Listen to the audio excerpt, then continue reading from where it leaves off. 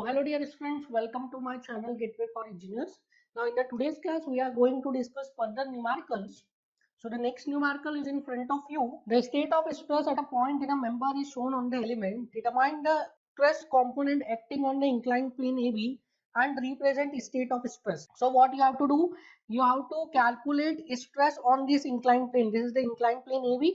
ये inclined plane पे आपको stresses calculate करनी है. कौन सी stress calculate करनी है? One will be normal stress and other will be shear stress. ठीक है, सो आपको normal stress and shear stress calculate करना है कहाँ पे? इस इंक्लाइन प्लेन पे.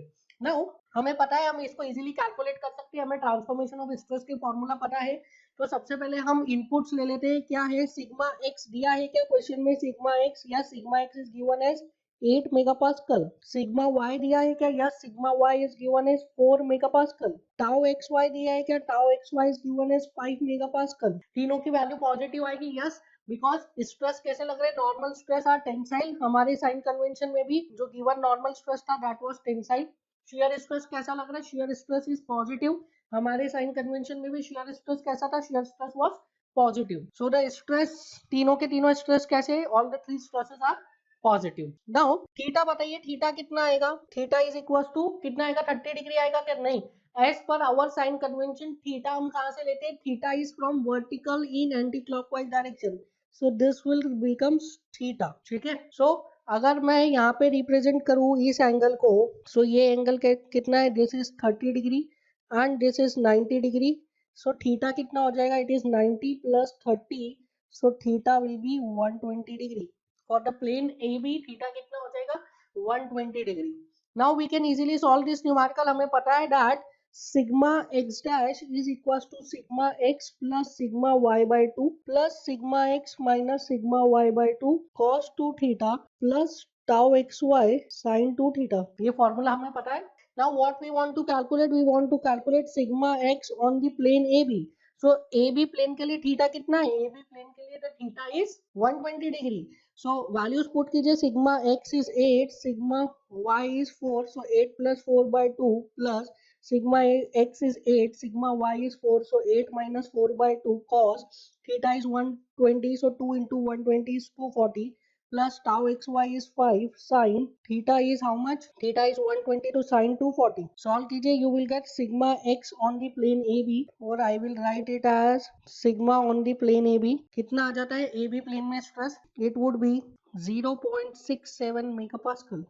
0.67 megapascal. Similarly, we know the formula for tau xy dash. Tau xy dash is minus of sigma x minus sigma y by 2 sin 2 theta plus tau xy cos 2 theta. So if I want to calculate the value of shear stress on the plane AB, it is equals to minus of sigma x कितना दिया? It is 8, sigma y is 4. So 8 minus 4 by 2 sin 240, theta is 120.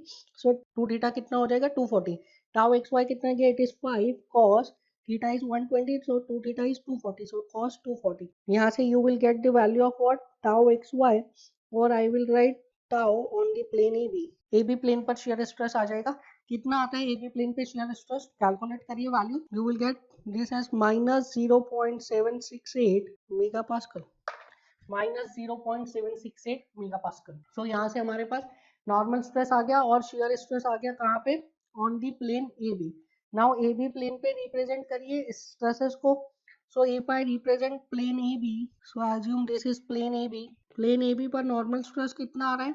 It is 0.67 megapascal. 0.67 positive आ रहा है. That mean normal stress कैसा लगेगा? Normal stress will be tensile. So AB plane पर normal stress कैसा लगेगा? Tensile. Value will be 0.67 megapascal. Similarly, shear stress कितना रहा है? It is minus 0.768. It is minus 0.768. Shear stress अगर पॉजिटिव आता तो कैसा रोटेट करता है एलिमेंट को? In the anti clockwise direction. अब यहाँ पे क्या आया है? shear stress is negative. shear stress negative है मतलब एलिमेंट को क्या करेगा? As per our sign convention ये एलिमेंट को क्लॉकवाइज रोटेट करेगा like this. So shear stress is 0.768 megapascal. So this is the representation of stress on the element. ये element पे stress का representation है. Now next numerical देखिए. So next numerical is in front of you. The numerical says a circular shaft is subjected to combined action of bending, twisting and direct axial loading. So bending stress भी लगेंगे, torsional shear stress भी लगेंगे and direct normal stresses भी लगेंगे. The maximum bending stress is 2 sigma. The maximum shear stress is root 2 sigma and direct axial stress is sigma compressive. You have to determine the maximum compressive stress in the shaft. So in the question क्या दिया है, there is a circular shaft. So this is the circular shaft and इस circular shaft पे क्या लग रहा है, इस सर्कुलर शाफ्ट पे लग रहे हैं different types of stresses and मैं इन स्ट्रेसेस को रिप्रेजेंट कर रहा हूँ. So this circular shaft is subjected to bending normal stress.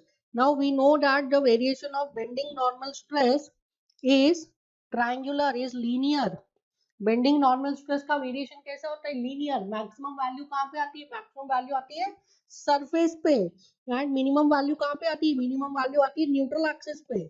So nothing is given, so we will assume the case of pure bending. So this is the case of pure bending. ठीक है, this is the case of pure bending. Variation कैसे आएगा, linear. Maximum stress कहाँ पे आएंगे, surface पे. Minimum stresses आएंगे neutral axis पे.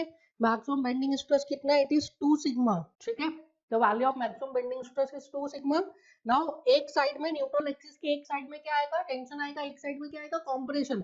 अब नथिंग इज मेंशन कि हॉगिंग मोमेंट है या सैगिंग मोमेंट है, तो हम अज्यूम कर सकते हैं suppose this is positive tension, this is negative compression. I am considering positive as tension and negative as compression. ठीक है, सो ये हो गया हमारा bending stress distribution. Now I will represent direct stress distribution. Direct stress distribution कैसा होता है हमें पता है, direct stress distribution is uniform. Direct stress distribution कैसा होता है, यूनिफॉर्म.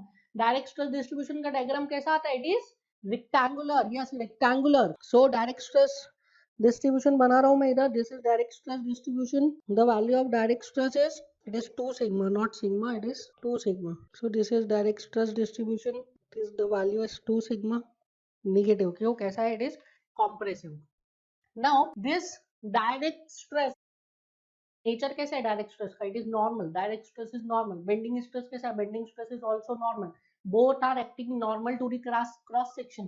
तो इन दोनों का कंबाइंड इफेक्ट क्या रिप्रेजेंट करेगा, इन दोनों का एल्जेब्रिक सम. ठीक है, so the combined effect of direct normal stress and bending normal stress क्या रिप्रेजेंट करता है, उनका एल्जेब्रिक सम. ये हम ऑलरेडी डिस्कस कर चुके हैं in the case of what, in the case of combined loading. So if I represent net normal stress, so अगर net normal stress को हम represent करें, so this is net normal stress. देखिए top में क्या आएगा, टॉप सरफेस पे bending normal stress is positive plus 2 sigma and direct normal stress is negative minus 2 sigma. So algebraic sum क्या हो जाएगा, plus 2 sigma minus 2 sigma will be 0. तो top surface पे कितना स्ट्रेस आएगा, net normal stress on the top surface will be 0. And bottom surface पे कितना आएगा, बॉटम सरफेस पे देखिए bending normal stress is minus 2 sigma. Direct normal stress is also minus 2 sigma. So minus 2 sigma is minus 4 sigma. So bottom surface पे net normal stress हो जाएगा minus 4 sigma. This is minus 4 sigma. समझ में आया, bottom surface पे जो net normal stress हो जाएगा वो कितना हो जाएगा, माइनस 4 सिग्मा. इसके अलावा क्या लग रहा है स्ट्रक्चर पे लग रहा है torsional shear stress. We know that the variation of torsional shear stress is linear with maximum at surface and zero at polar axis. So the variation of torsional shear stress. Now this is the variation of, I am writing, this is the variation of bending normal stress. This one is the variation of direct normal stress. ये तो हमने लिख ही दिया net normal stress. And now I will represent the variation of torsional shear stress. Now torsional shear stress का variation कैसा होता है, it is linear.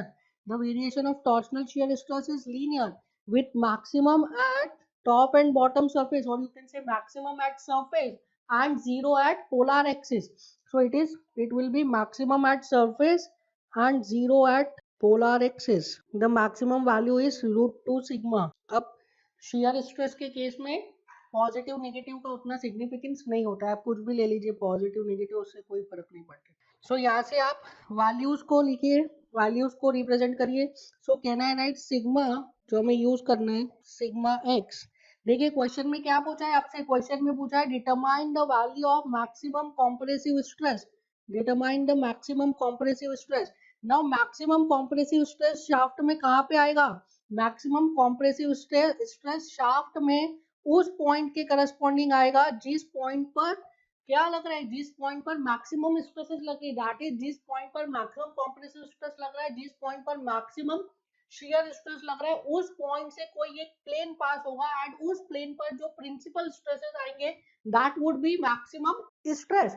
Otherwise तो मैक्सिमम स्ट्रेस हर पॉइंट पे आप निकाल सकते हैं, हर पॉइंट से एक प्रिंसिपल प्लेन पास होगा, ठीक है, हर पॉइंट पे आप स्ट्रेस को रिप्रेजेंट कर सकते हैं, कंडीशन ऑफ स्ट्रेस को रिप्रेजेंट कर सकते हैं, तो हर पॉइंट पे you can calculate one principal stress, but आपको ओवरऑल मैक्सिमम कॉम्प्रेसिव स्ट्रेस चाहिए, तो इस स्ट्रक्चर के लिए, सिस्टम के लिए ओवरऑल मैक्सिमम कॉम्प्रेसिव स्ट्रेस उस पॉइंट पर आएगा जिस पॉइंट पर की मैक्सिमम कॉम्प्रेसिव स्ट्रेस लग रहा है, मैक्सिमम शियर स्ट्रेस लग रहा है, एंड वहां से एक प्रिंसिपल प्लेन पास होगा, उस प्रिंसिपल प्लेन पर जो मैक्सिमम स्ट्रेस आएगा that would be the maximum of all principal planes which could be possible in this structure. So maximum stress कहाँ पे आएंगे, maximum stresses आएंगे at the bottommost point.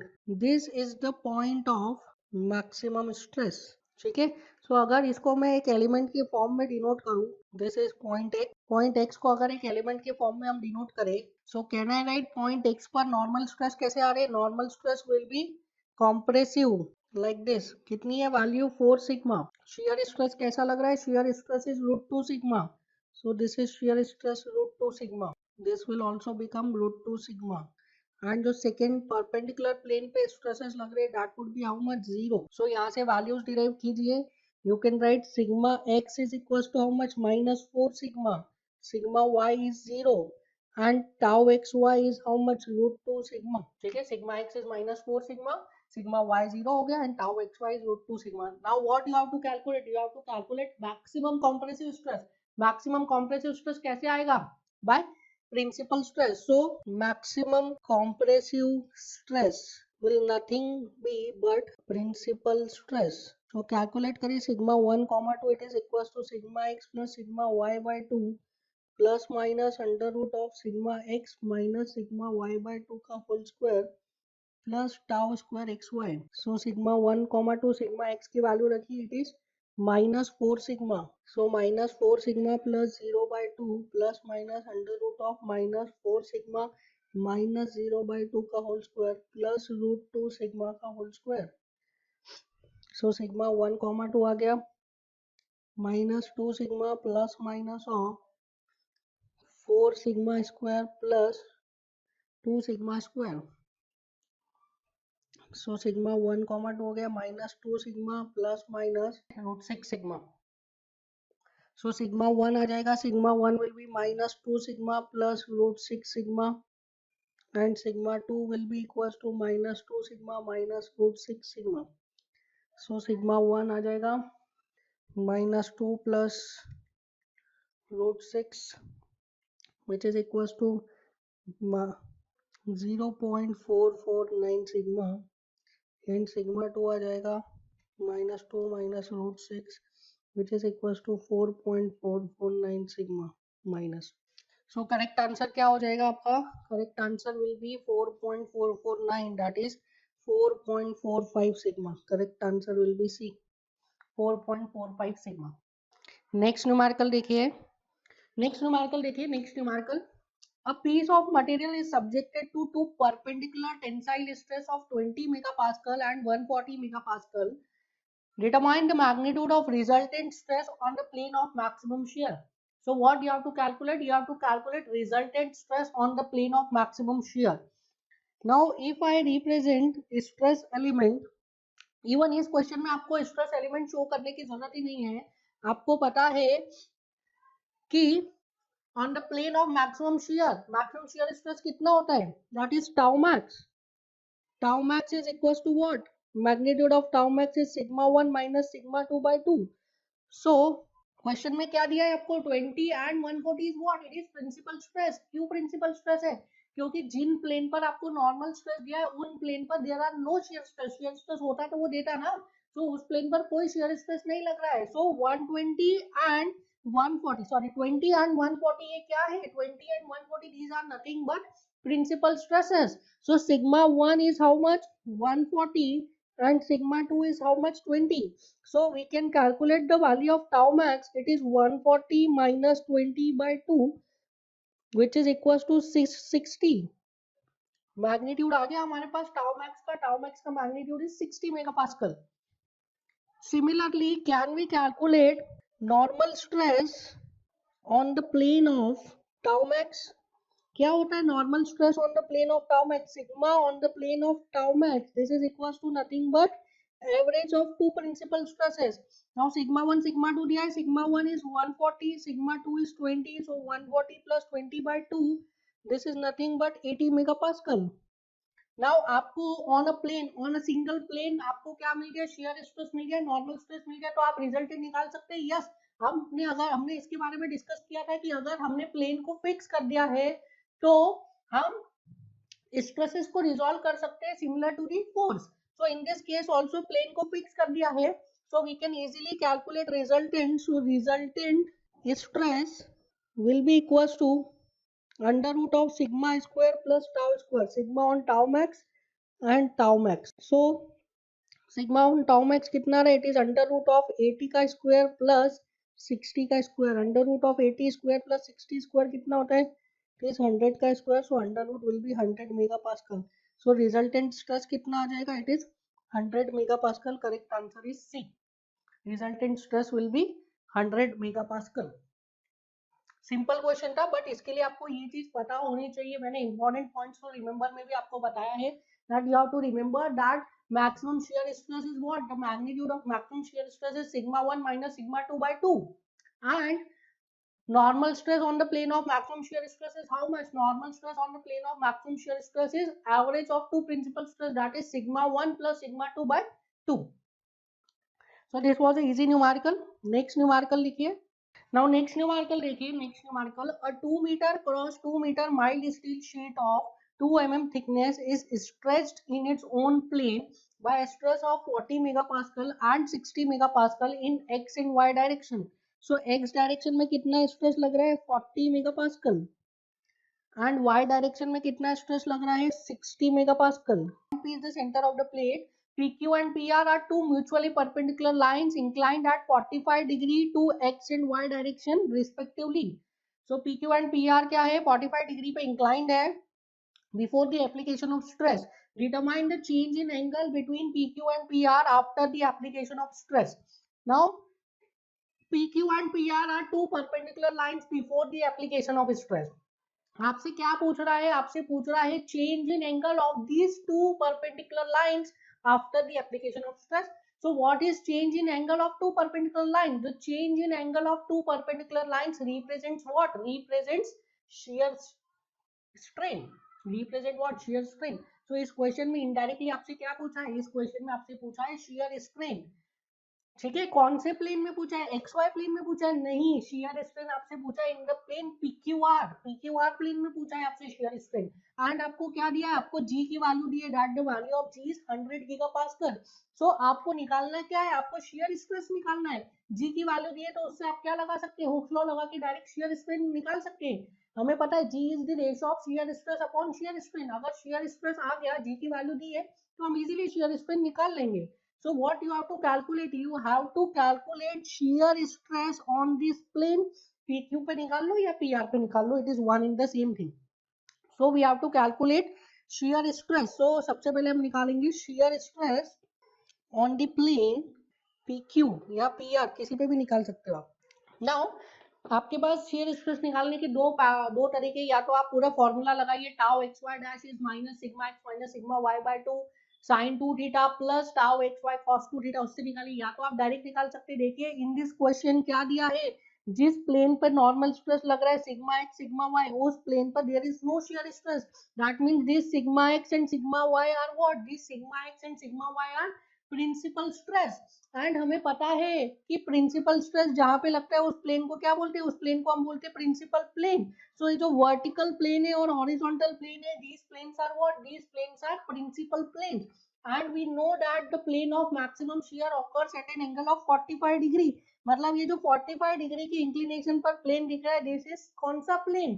This is nothing but this is plane of maximum shear. समझ में आया? सो ये आपको directly दिया है, आपको कुछ फॉर्मूला लगाना नहीं है, शॉर्ट ट्रिक से डायरेक्ट सॉल्व होने वाला क्वेश्चन है, इसमें आपको कोई फॉर्मूला नहीं लगाना है। ये जो PR प्लेन है और PQ प्लेन है, these are the planes of maximum shear and you know that the formula for maximum shear tau max is how much? Tau max is sigma 1 minus sigma 2 by 2। So tau max का magnitude आपको पता है, it is sigma 1 minus sigma 2 by 2। क्या दिया है आपको? Sigma 1 is 40, sigma 2 is 60, so you can directly right tau max is 40 minus 60 by 2, so it becomes how much? 10 megapascal. so tau max का magnitude आपके पास आ गया 10 megapascal। आपके पास G है, so can you write shear strain is equals to shear stress upon G। so shear stress आ गया 10, G कितना दिया है? G is 100 GPa और ये shear stress है मेगापास्कल में, so 10 raised to 3 करना पड़ेगा। so phi कितना आ जाएगा आपके पास? phi आ जाएगा 10 raised to minus 4। now this phi is in radians, this phi is in radians। आपको इसको डिग्री में चेंज करना है, तो you can change it by multiplying it by 360 upon 2 pi, 360 upon 2 पाई या 180 अपॉन पाई से आप इसको मल्टीप्लाई कर लीजिए, आपको रेडियंस में, आपको डिग्रीज में आंसर मिल जाएगा। So the next numerical is in front of you, please try to solve this numerical. ये न्यूमेरिकल आपसे हो सकता है, although there is a trick in this numerical, एक उसमें कॉन्सेप्ट लगाना है, बट आप थोड़ा सा सोचेंगे तो आपसे ये न्यूमेरिकल शायद हो जाए। सो वीडियो को पॉज करिए और इस न्यूमेरिकल को ट्राई करिए। आई होप आपने न्यूमेरिकल को सॉल्व किया होगा। सो देखते हैं इसका solution.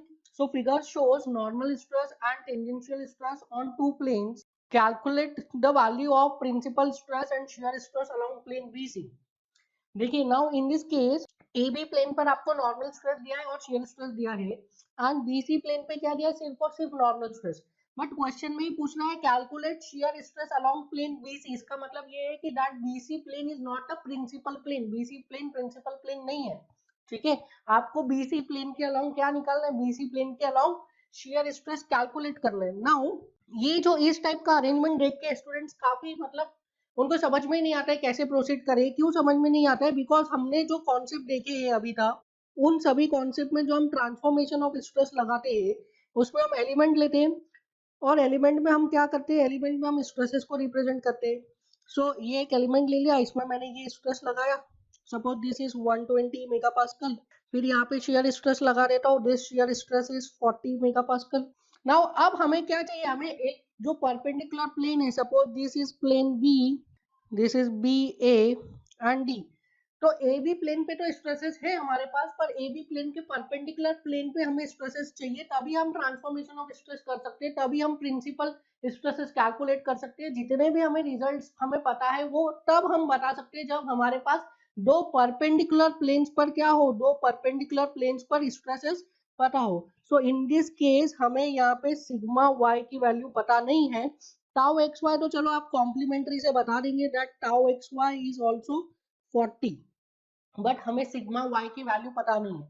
So principal stress calculate करने से पहले या ट्रांसफॉर्मेशन ऑफ स्ट्रेस लगाने से पहले हमें क्या चाहिए? हमें टाउ एक्स वाई की वैल्यू चाहिए, हमें सिग्मा वाई की वैल्यू चाहिए। ऑल्दो इस क्वेश्चन में आपको सिग्मा वाई की वैल्यू नहीं दी है, बट आपको एक डिफरेंट वैल्यू दी है, दैट इज इस इंक्लाइन प्लेन पे आपको नॉर्मल स्ट्रेस दिया हुआ है and this normal stress is 60 megapascal.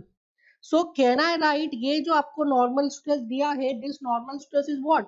This normal stress is nothing but, ये जो नॉर्मल स्ट्रेस दिया है आपको, ये नॉर्मल स्ट्रेस क्या है? This normal stress is nothing but it is sigma x dash. So can I write sigma x dash at theta is equals to 30 degree, this is equals to what? 60 megapascal।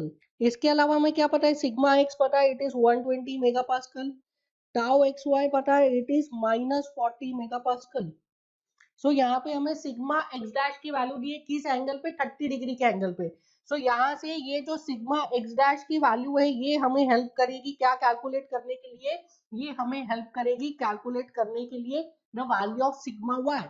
So if I calculate sigma y, so sigma x dash का formula क्या होता है? Sigma x plus sigma y by 2 plus sigma x minus sigma y by 2 cos 2 theta plus tau xy sin 2 theta। This is the formula.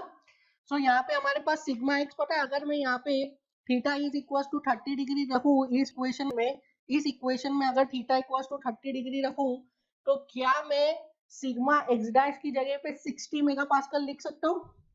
So I can write 60 megapascal is equals to sigma x कितना है, sigma x is 120, sigma x is 120, so 60 is equals to 120 plus sigma y by 2 plus 120 minus sigma y by 2 cos 60 minus 40 sin 60. So यहाँ से आप sigma y को subject of the formula बनाइए, आपको सारी values पता है, सिर्फ सिग्मा y नहीं पता है. सो you can write 60 is equals to 60 plus sigma y by 2 plus 60 cos 60 minus sigma y by 2 cos 60 minus 40 sin 60. So यहाँ से you can calculate the value of sigma y. So sigma y का value कितना आ जाएगा, यहाँ से sigma y का value आ जाएगा यहाँ से 98.56 Newton per m square. So now हमें क्या मिल गया है, नाउ हमें सिग्मा y का वैल्यू मिल गया है, हमारे पास सिग्मा x का वैल्यू है, हमें सिग्मा y का वैल्यू मिल गया. सिग्मा x का वैल्यू पहले ही है, टाउ एक्स वाई का पहले ही वैल्यू है. मतलब ये जो स्ट्रेस एलिमेंट है इसमें दो परपेंडिकुलर प्लेन्स पे हमें क्या मिल गया, दो परपेंडिकुलर प्लेन्स पे हमें स्ट्रेसेस मिल गए हैं. We can easily calculate now the value of principal stress. So I can write sigma 1, 2 is equal to sigma x plus sigma y by 2 plus minus under root of sigma x minus sigma y by 2 का whole square plus tau square x y. So sigma 1, 2 कितना आ जाएगा, sigma x is 120 and sigma Y is 98.56, both are positive, divided by 2 plus minus under root of 120 minus 98.56 divided by 2 का whole square and tau square x y is minus of 40 का whole square. From here you can easily calculate the value of sigma 1, 2. It will be equals to 109.28 plus minus 41.41. That means sigma 1 is equals to 109.28 plus 41.41 and sigma 2 is equals to 109.28 minus 41.41. So कितना आ जाता है sigma 1? It is 150.69 and sigma 2 is 67.87. So this is the first answer. पहला क्या पूछा था आपसे, पूछा था प्रिंसिपल स्ट्रेस, पूछा था प्रिंसिपल स्ट्रेस. नेक्स्ट क्या पूछा था आपसे, shear stress on the plane of BC. BC plane पे आपको shear stress पूछा है. So shear stress on BC plane, can I write it as tau xy dash is equals to sigma minus of sigma x minus sigma y by 2 sin 2 theta plus tau xy cos 2 theta. सो कितने theta पे निकालना है हमको, 30 degree पे. So tau x y along plane B C हो जाएगा minus of sigma x is 120 and sigma Y is 98.56 divided by 2 sine 60 plus tau x y कितना है, it is minus 40 cos 60. So यहाँ से आपको क्या मिल जाएगा, tau x y on the plane B C the value is coming out to be minus 28.28 newton per m square. So shear stress on the plane BC is coming out to be minus 28.28 newton per mm square. So simple question था, सिर्फ एक इसमें आपको समझना था कि जो incline plane पे आपको नॉर्मल स्ट्रेस दिया है उसको यूज करके आपको क्या निकालना है, परपेंडिकुलर प्लेन पर normal stress, that is sigma y आपको पहले कैलकुलेट करना पड़ेगा. आपको दिया क्या था, सिग्मा एक्स डैश की वैल्यू दी थी, तो आपको इनडायरेक्टली सिग्मा वाई दिया हुआ था, उसको आपको कैलकुलेट करना था सिग्मा वाई को, और वहां से आप फिर आगे प्रोसीड कर सकते थे. नेक्स्ट न्यूमेरिकल देखिए, next numerical, the specification for a timber block are given, length is 250 mm, width is 90 mm and depth is 15 mm. so एक वुडन ब्लॉक दिया है जिसका लेंथ आपको दिख रहा है 250 mm, डेप्थ भी आपको दिख रहा है 15 mm एंड जो इसका विड्थ है that is perpendicular to the plane of board and width is कितना 90 mm. The maximum permissible stress parallel to the grain, ये जो आपको इंक्लाइन लाइंस दिख रही है, these inclined lines are nothing but grains. ये जो inclined lines है these are grains. So in grains के parallel direction में that is shear stress, permissible shear stress is how much? It is 15 megapascal. And in grains के perpendicular direction में, इस direction में, in grains के perpendicular direction में जो compressive stress है वो कितना है, compressive stress is, permissible value of compressive stress is 20 megapascal. You have to determine the maximum value of force F that can be applied without exceeding the permissible values. आपको क्या बताना है, maximum value of force which you can apply. So कैसे calculate करेंगे now clearly you can see that this is the case of what, this is the case of 1D stress. ये देखिए इसमें सिर्फ एक ही फोर्स लग रहा है, that means this is the case of one dimensional stress, ये 1D का केस है, ठीक है। सो अगर हम वन डायमेंशन में फोर्स लगा रहे हैं तो हमें पता है कि ये वाला जो प्लेन है जिस क्रॉस सेक्शन पर सिर्फ एक्सियल फोर्स लग रहा है उस पर तो एक्सियल स्ट्रेस ही आएंगे, नॉर्मल स्ट्रेस ही आएंगे, बट बाकी सारे इनफाइनाइट प्लेन्स पर क्या आएगा, बाकी सारे इनफाइनाइट प्लेन्स पर there will be normal stress as well as shear stress. So we have to calculate the maximum value of force. इस force का हमें maximum value निकालना है such that ये जो permissible stresses दिए हैं ये exceed ना हो, ठीक है।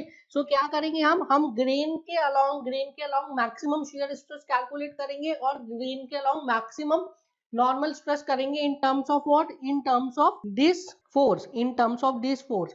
इस फोर्स के टर्म्स में हम क्या करेंगे, मैक्सिमम नॉर्मल स्ट्रेस कैलकुलेट करेंगे and maximum shear stress calculate करेंगे। तो कैलकुलेट करिए, मैक्सिमम नॉर्मल स्ट्रेस आप कैलकुलेट कर सकते हैं। सो सबसे पहले आपको थीटा कैलकुलेट करना पड़ेगा, थीटा कैलकुलेट करिए फॉर दिस। यहाँ ये जो एंगल दिया है ग्रेन्स का, इसका थीटा आप कैलकुलेट करिए। So can I write theta is equal to tan inverse 20/10। ये कौन सा थीटा आएगा, ये I am writing it as 5, तो मैं 5 लिख रहा हूँ। So 5 is equal to tan inverse 20/10। So 5 की वैल्यू कितनी हो जाएगी, 5 की वैल्यू विल बी 63.43। अब देखिए हमारा जो साइन कन्वेंशन है उसमें हम थीटा कहाँ से लेते हैं, we take theta from vertical, vertical से थीटा लेते हैं।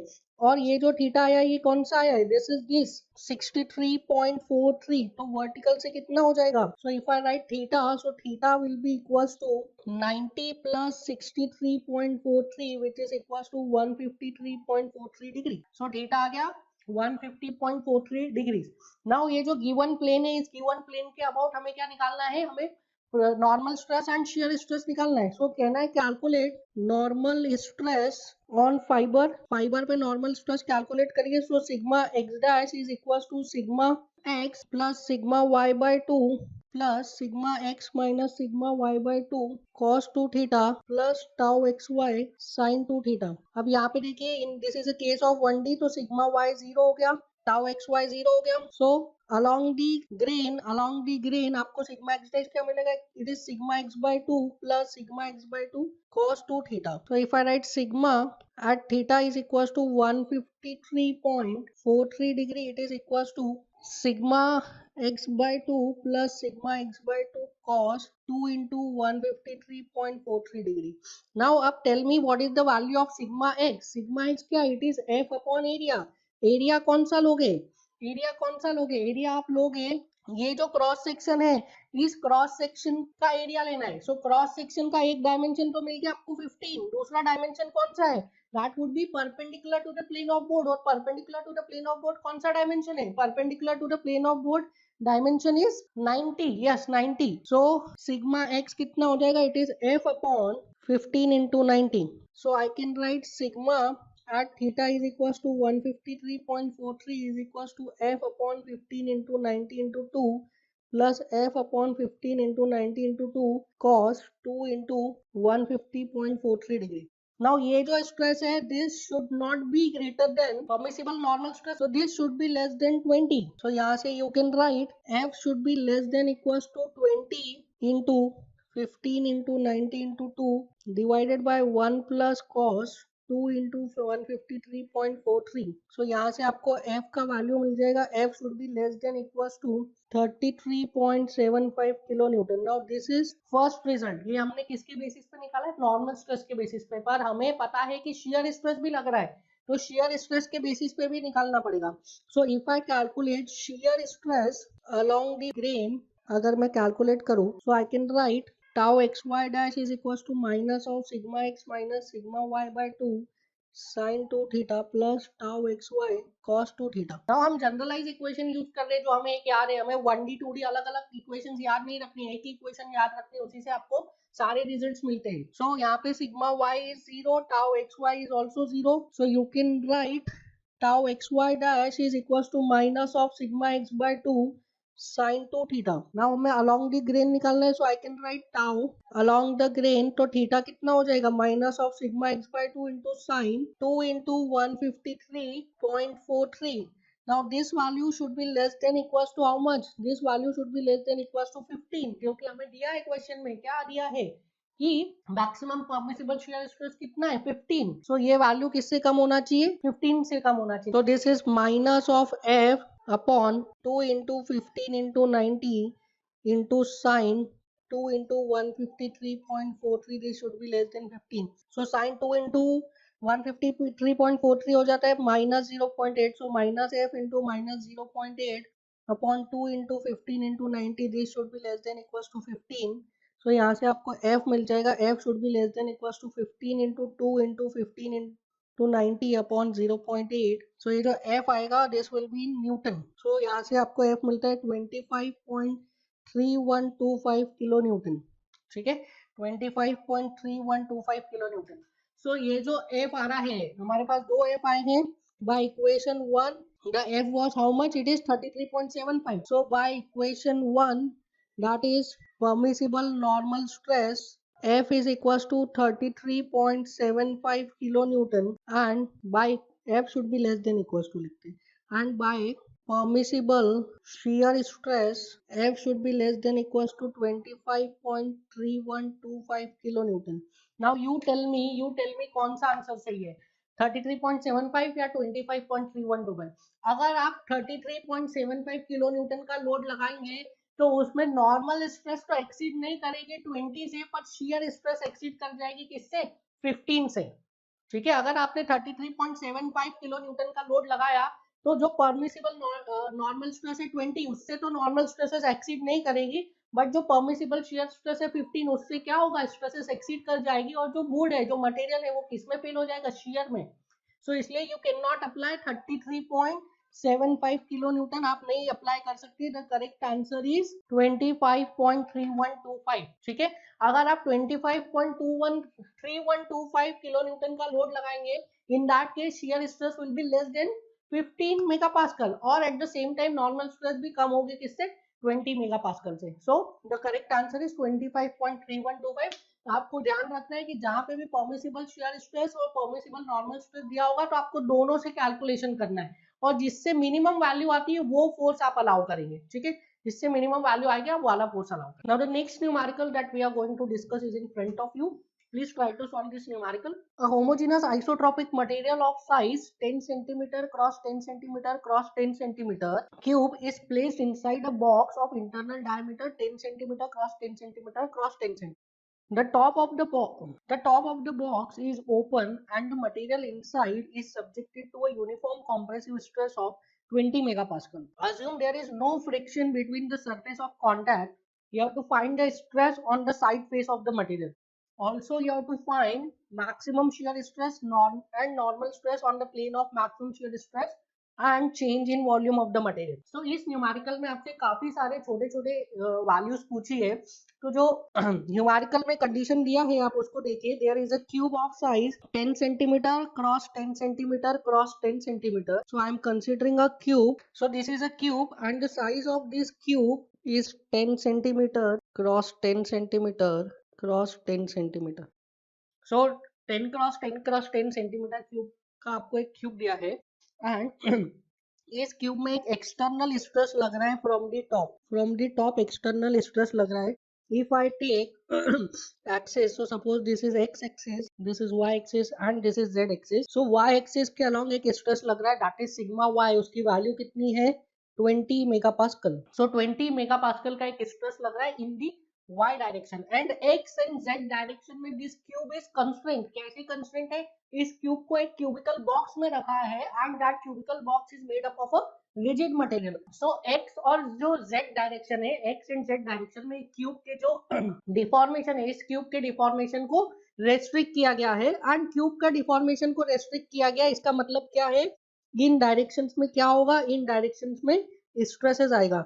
So there will be a stress in z direction also and there will be a stress in x direction also. ठीक है, now ये stress कैसा होगा, the stress in z direction and the stress in x direction will be compressive. क्यों compressive होगा, because हम जो external stress लग रहा है, एक्सटर्नल लोडिंग लग रहा है, वो कैसा लग रहा है, compressive, and due to external loading in y direction, ये जो क्यूब है ये एक्स डायरेक्शन में एलोंगेट होना चाहेगा, बट एक्स डायरेक्शन में इसका एलोंगेशन इज रेस्ट्रिक्टेड। कैसे रेस्ट्रिक्ट किया है, एक्स डायरेक्शन में कॉम्प्रेसिव स्ट्रेस लगा के एक्स डायरेक्शन का एलोंगेशन को क्या किया, रेस्ट्रिक्ट किया गया है। सिमिलरली वाई डायरेक्शन में कॉम्प्रेसिव स्ट्रेस लगने तो जो क्यूब है वो क्या होगा, जेड डायरेक्शन में एलोंगेट करना चाहेगा। नाउ जेड डायरेक्शन का जो एक्सपांशन है वो रेस्ट्रिक्ट किया गया है। कैसे रेस्ट्रिक्ट किया गया है, जेड डायरेक्शन में कॉम्प्रेसिव स्ट्रेस लगा के। सो एक्स डायरेक्शन में भी कॉम्प्रेसिव स्ट्रेस लग रहा है एंड जेड डायरेक्शन में भी कॉम्प्रेसिव स्ट्रेस लग रहा है। So I am assuming the stress in x direction is sigma x and stress is in z direction is sigma z. Since due to symmetry, I can write sigma x is equals to sigma z is equals to what? ठीक है, by symmetry sigma x और sigma z equal हो जाएगी। Now सबसे पहले क्या पूछा है, stresses on the side face of the material, that is sigma x and sigma z ही पूछा है, which is nothing but sigma। तो ये इस टाइप के तो क्वेश्चन हमने किए हैं directly. We can write epsilon x in x direction, that is strain in x direction is equals to what, 0, क्योंकि restrained x direction में। Now we can calculate the value of epsilon x by using what, by using Hooke's law।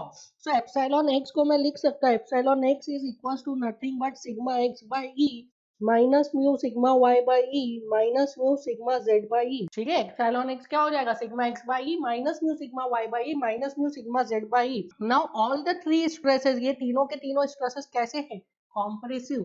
Sigma x is compressive, sigma y is compressive and sigma z is also compressive.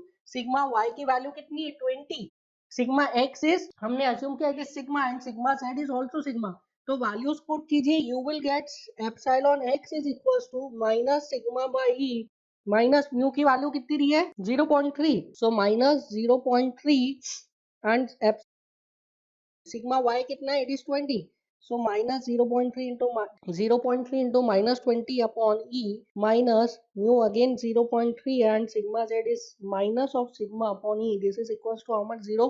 e को common लेके 0 के पास भेज दीजिए, you will get sigma is equals to 0.3 into 20 upon 1 minus 0.3 which is equals to 8.57 Newton per mm square।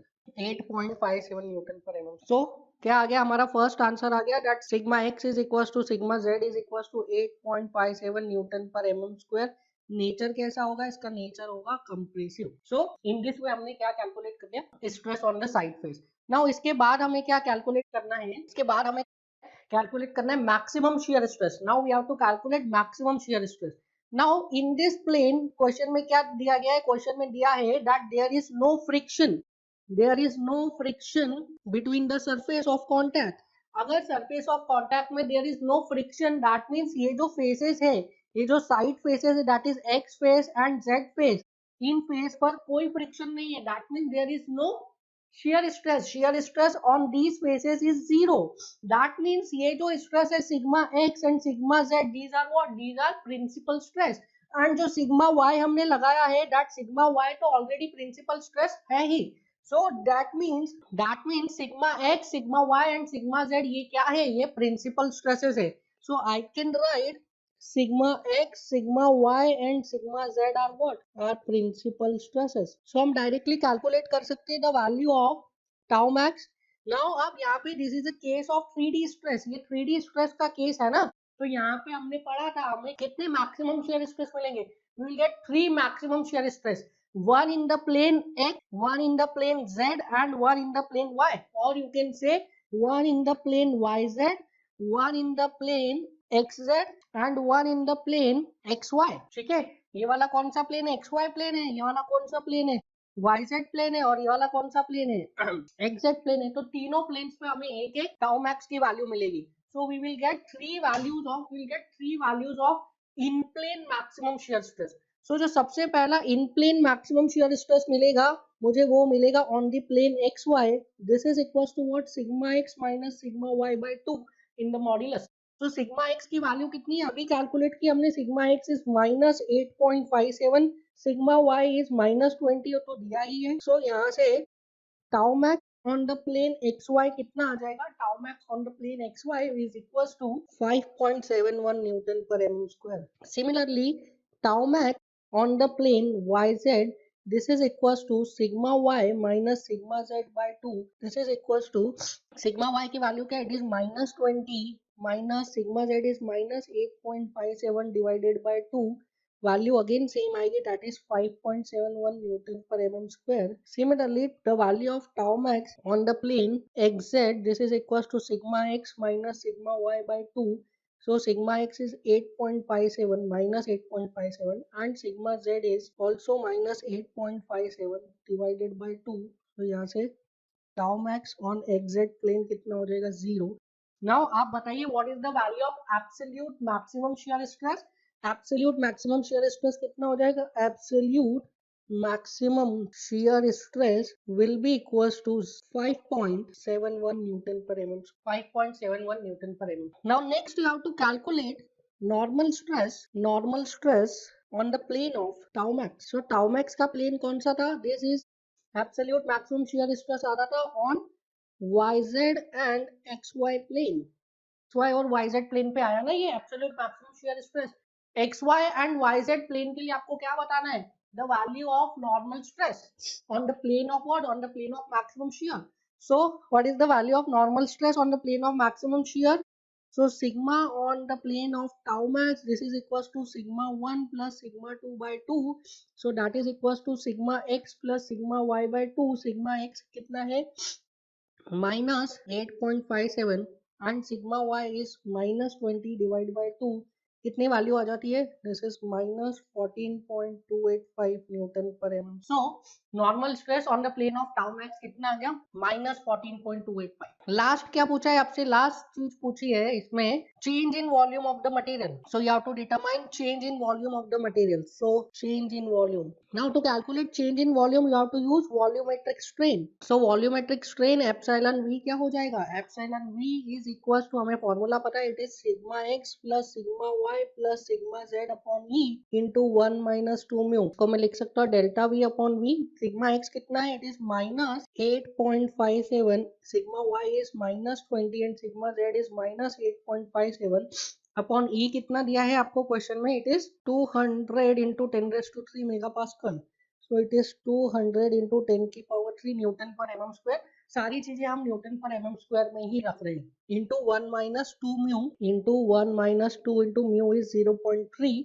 सो यहाँ से आपका delta v by v की value आ जाती है 7.428 into 10⁻⁻5.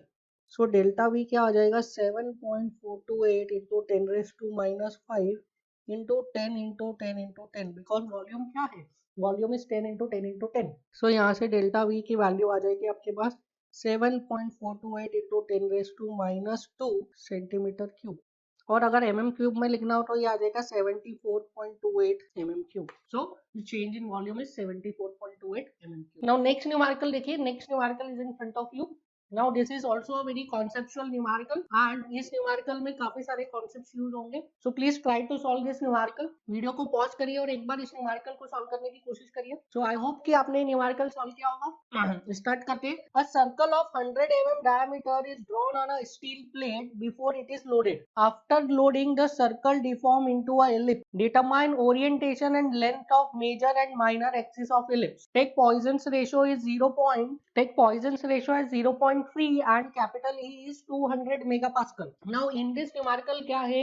There is a steel plate and this steel plate is subjected to some stresses. Now question में क्या दिया है आपको कि steel plate के ऊपर एक सर्कल ड्रॉ किया है एंड लोडिंग करने की वजह से क्या हुआ? ये सर्कल क्या हो गया? इलिप्स में डिफॉर्म हो गया. ठीक है. Now you have to calculate the length of major axis of ellipse and minor axis of ellipse. ये सर्कल जो है वो इलिप्स में कैसे डिफॉर्म हुआ होगा? हमने इसके बारे में पढ़ा था कि यहाँ पे अलोंग दिस डायगोनल कुछ लेंथ चेंज हुआ होगा एंड अलोंग दिस डायगोनल कुछ लेंथ चेंज हुआ होगा. मतलब कि इंक्लाइन प्लेन्स पे कुछ लेंथ चेंज हो रहा होगा जिसकी वजह से ये इलिप्स क्या हो गया है? ये इलिप्स, ये सर्कल क्या हो गया? ये सर्कल इलिप्स में डिफॉर्म हो गया है. सो इंक्लाइन प्लेन्स पर जो लेंथ चेंज हो रही है उसकी वजह से क्या हो रहा है? उसकी वजह से जो सर्कल है वो इलिप्स में डिफॉर्म हो. नाउ जिस इंक्लाइन प्लेन में सबसे ज्यादा स्ट्रेसेस लग रहे होंगे उस इंक्लाइन प्लेन में क्या हो रहा होगा? उस इंक्लाइन प्लेन में सबसे ज्यादा स्ट्रेंथ आ रहे होंगे. दैट मीन्स उस इंक्लाइन प्लेन में इस इलिप्स का क्या मिलेगा आपको? इस इलिप्स का मेजर एक्सिस मिलेगा. सिमिलरली जो दूसरा इंक्लाइन प्लेन में जिसमें सबसे कम स्ट्रेसेस आ रहे हैं उसमें क्या हो रहा होगा, उसमें सबसे कम स्ट्रेंथ आ रहे होंगे। तो जिस इंक्लाइन प्लेन्स में सबसे कम स्ट्रेसेस आएंगे उस इंक्लाइन प्लेन में क्या मिलेगा आपको, इस इलिप्स का माइनर एक्सिस मिलेगा। So what you have to calculate, you have to calculate major principal stress and minor principal stress. आपको क्या कैलकुलेट करना पड़ेगा, आपको major principal stress and minor principal stress calculate करना पड़ेगा। नाउ जिस प्लेन में मेजर प्रिंसिपल स्ट्रेस आएगा उस प्लेन में क्या होगा, स्ट्रेंथ भी मैक्सिमम आएंगे, तो उस प्लेन में आपको क्या मिलेगा, इलिप्स का मेजर एक्सिस मिल जाएगा। जिस प्लेन में माइनर प्रिंसिपल स्ट्रेस आएगा उस प्लेन में क्या होगा, स्ट्रेंथ भी कम आएंगे, तो उस प्लेन में आपको क्या मिलेगा, इलिप्स का माइनर एक्सिस मिल जाएगा। So we will try to calculate what, major principal stress, minor principal stress और उनका ओरिएंटेशन। अब हमें major principal stress, minor principal stress मिल गया तो हम स्ट्रेन निकाल सकते हैं by using generalised Hooke's law. और हमें स्ट्रेन्स मिल गए on the plane of major principal stress and minor principal stress, तो उससे हमें क्या मिल जाएगा, चेंज इन लेंथ, क्योंकि ओरिजिनल लेंथ तो हमें पता ही है, that is 100 mm। So we will calculate first major principal stress, minor principal. So we know that sigma 1 comma 2 is equals to sigma x plus sigma y by 2 plus minus under root of sigma x minus sigma y by 2 का whole square plus tau square xy। now इससे values आप extract कीजिए। Sigma x क्या दिया है आपको, sigma x is 600 newton per mm square tensile है, तो sigma x will be positive. Sigma y क्या दिया है, sigma Y is 1200 newton per mm square, sigma y भी टेंसाइल है तो सिग्मा वाई भी पॉजिटिव हो जाएगा।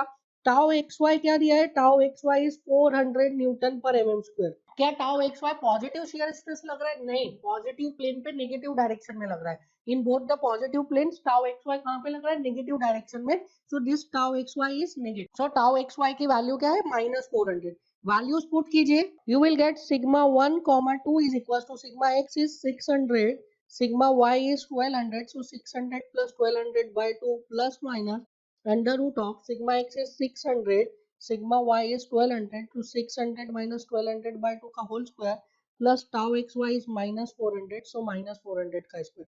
So from here you will get sigma 1 2 is 900 plus minus under root of 300 का square plus 400 का square। So यहाँ से आपको मिल जाएगा sigma 1 2 is 900 plus minus 500, so sigma 1 आ जाएगा 900 plus 500 and sigma 2 आ जाएगा 900 minus 500, so from here you will get sigma 1 is 1400 and sigma 2 is 400 newton per mm square। so sigma 1 कितना आ गया 1400 and sigma 2 is 400 newton per mm। so from here you can easily calculate strain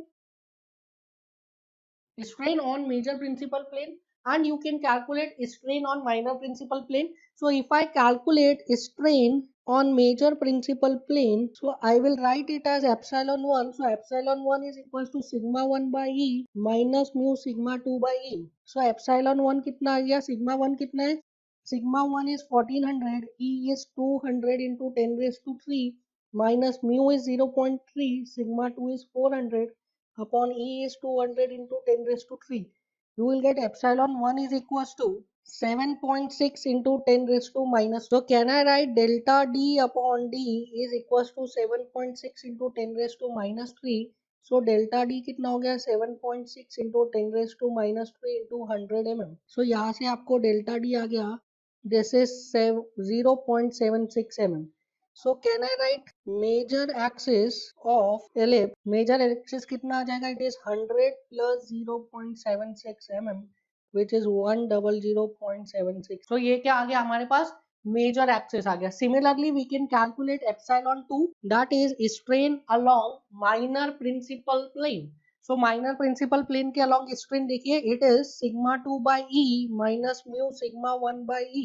so sigma 2 कितना, it is 400, E is 200 into 10 raised to 3, mu is 0.3, sigma 1 is 1400 upon E is 200 into 10 raised to 3। So यहाँ से आपके पास आ जाएगा epsilon 2 is equals to minus 0.1 into 10 raised to minus 3। So can I write delta D upon D is equals to minus 0.1 into 10 raised to minus 3। So delta D कितना हो जाएगा, it is minus 0.1 into 10 raised to minus 3 into 100। So delta D will be equals to minus 0.01 mm। So can I write minor axis of ellipse? So minor axis of ellipse will be equals to 100 minus 0.01, that is 99.99 mm. So major axis कितना आ गया 100.76 mm and minor axis कितना आ गया 99.99. सो ये तो बात हो गई length of major and minor axis of ellipse की. क्वेश्चन में आपसे और क्या पूछा है? क्वेश्चन में आपसे पूछा है what is the orientation. So determine the orientation. You have to determine what orientation. Now orientation निकालना है हमें किसका? Major axis of ellipse and minor axis of ellipse. मेजर एक्सिस ऑफ इलिप्स किस प्लेन के अलोंग आएगी? मेजर एक्सिस ऑफ इलिप्स आएगी along the major principal plane. तो आपको इनडायरेक्टली क्या पूछ रहा है? इनडायरेक्टली आपको मेजर प्रिंसिपल प्लेन का location and minor principal plane का लोकेशन पूछ रहा है. So if you want to calculate location of major principal plane and minor principal plane, तो आपको फॉर्मूला पता है that tan 2 theta is equals to 2 tau xy upon sigma x minus sigma y. So orientation of principal plane will be given by tan 2 theta is equals to 2 tau xy upon sigma x minus sigma y. Now tau xy क्या दिया है यहाँ पे? So tan 2 theta is equals to tau xy is minus of 400, sigma x is 600 and sigma y is 1200. So यहाँ से आपका tan 2 theta का value आ जाएगा, this is 800 upon 600, this is 4/3. So tan 2 theta is 4/3, तो theta कितना आ जाएगा 26.56 degrees. ठीक है, यहाँ से 2 थीटा मिलेगा आपको 53.13, उसको आप डिवाइड करेंगे 2 से तो आपको थीटा मिल जाएगा दैट इज 26.56 डिग्री. नाउ ये तो एक प्रिंसिपल प्लेन का थीटा आया. सो थीटा पी इज इतना and theta p plus 90 will be equals to 26.56 plus 90 which is equals to 116.56 degree. ठीक है, तो यहाँ से आपको दोनों प्रिंसिपल प्लेन के एंगल मिल गए. One principal plane will be at 26.56 and second principal plane will be at 116.56. But आपको ये नहीं पता है कि कौन सा प्लेन, मतलब मेजर प्रिंसिपल प्लेन 26.56 पे है या माइनर प्रिंसिपल प्लेन 26.56. समझ में आया आपको? आपको ये तो पता चल गया है कि दो प्रिंसिपल प्लेन्स है वो 26.56 एंड 116.56 पर है, पर आपको ये नहीं पता है कि मेजर प्रिंसिपल प्लेन 26.56 पे है या माइनर प्रिंसिपल प्लेन 26.56 पे है. So this you have to calculate by the formula that sigma x dash is equals to sigma x plus sigma y by 2 plus sigma x minus sigma y by 2 cos 2 theta plus tau xy sin 2 theta. Now in this equation आप put करिए theta is equals to 26.56 and sigma x sigma y भी रखिए.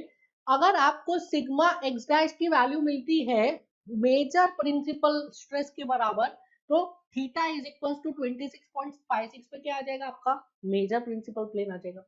आप theta रखिए 26.56 और बाकी सारी values रखिए that is sigma x sigma y and tau x y, और आपको सिग्मा एक्स डैश की वैल्यू मिलती है माइनर प्रिंसिपल स्ट्रेस के बराबर, तो थीटा इज इक्वल्स टू 26.56 पे कौन सा प्लेन आ जाएगा? Minor principal plane. So put theta is equals to 26.56 in above equation along with sigma x is 600, sigma y is 1200 and tau xy is minus of 400, all in Newton per mm square. So value रखिए, you will get sigma x dash is equals to 600 plus 1200 by 2 plus 600 minus 1200 by 2 cos 2 theta. So 2 into 26.56 minus 400 sin 2 theta. So sin 2 into 26.56. From here you will get the value of sigma x dash is equals to कितनी आती है यहाँ से? You will get sigma x dash is equals to 400 Newton per mm square. So 26.56 degree के angle पे क्या मिल रहा है आपको? 26.56 डिग्री के एंगल पे आपको माइनर प्रिंसिपल स्ट्रेस मिल रहा है. दैट मींस जो माइनर एक्सिस ऑफ इलिप्स है वो कहाँ पे आएगा? 26.56 डिग्री के एंगल पे आएगा. सो यहाँ से देखिए, यहाँ से आप बनाइए इंक्लाइन प्लेन एट 26.56. सो इस 26.56 के अलोंग क्या आएगा आपका? माइनर प्रिंसिपल प्लेन आएगा और मेजर प्रिंसिपल प्लेन का आएगा इसकी perpendicular that is along this plane. So this yellow is at an inclination of 26.56 and this green is at an inclination of 116.56. जो आपका डिफॉर्म शेप्ड होगा that would be like this. Deform shape is like this. ठीक है, थोड़ा सा exaggerated बताया ताकि आपको समझ में, अदरवाइज इतनी ज्यादा डिफॉर्मेशन नहीं है, deformation is very less, but आपको थोड़ा सा हमने एग्जैगरेटेड वे में बताया. ठीक है। सो इस टाइप से इलिप्स का shape. So this is it for the today's class. I hope कि सारे न्यूमेरिकल्स आपको समझ में आए होंगे। प्लीज आप और भी न्यूमेरिकल्स का प्रैक्टिस कीजिए। अगर आपको कोई डिफिकल्टीज आती, you can definitely ask in the comment section. So this is it for the today's class. We'll meet in the next class and we'll start more circle, that is graphical method, and उसमें कई सारे short tricks देखेंगे हम for related to this transformation of stress, that is principal stress and strain. So thank you.